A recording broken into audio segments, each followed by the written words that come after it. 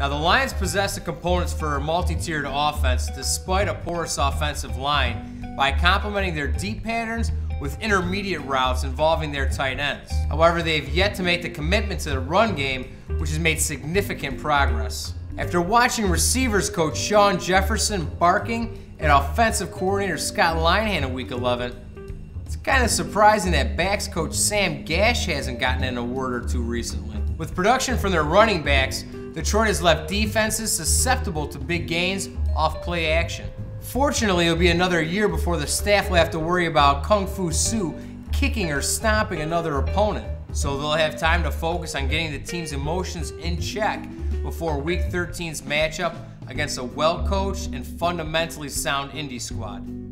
The Week 12 loss from Minnesota seems much more damning after the bye week when Bill Musgrave's offensive game plan shriveled under the first sign of adversity. Yet again, Musgrave failed to provide one of the most prolific running backs the game has ever seen, and one of only 2 Minnesota Vikings to rush for 100 yards in 5 straight games with enough opportunities to make a difference. Several key plays by the secondary to quiet the road crowd were negated by relying on the non-existent dimension of their one-dimensional offense.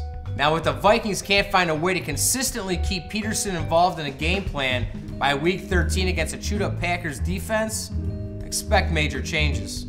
Green Bay's 5-game winning streak came to an abrupt end in Week 12 when, for the second consecutive week, Aaron Rodgers couldn't get the offense rolling out of the gate. However, this time the defense wasn't there to bail them out against a driven Eli Manning. Raggedy Aaron was constantly on the move, trying to avoid the non-stop pass rush of the Giants' dominant front four, sacking Rodgers 5 times and forcing his 7th pick of the season. Trusting Rodgers' track record, he'll rebound against Minnesota in Week 13, and the defense will follow suit. Because no matter how battered, the Vikings haven't shown the ability to stretch the field or to utilize Peterson in a consistent and productive fashion. You won't hear the Bears bragging about being the only team out of the NFC North to walk out with a victory in Week 12, but their heads are up after a shuffled offensive line produced the most proficient Bears quarterback rating in the first half since 1998.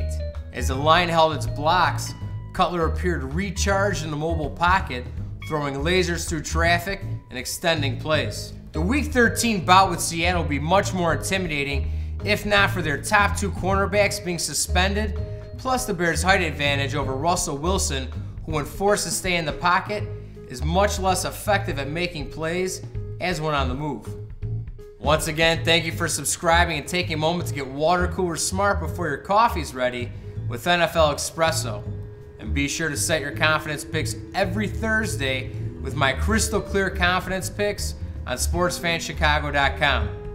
I'm John Malloris Jr., and you can follow me on Twitter @Malloris. Be good.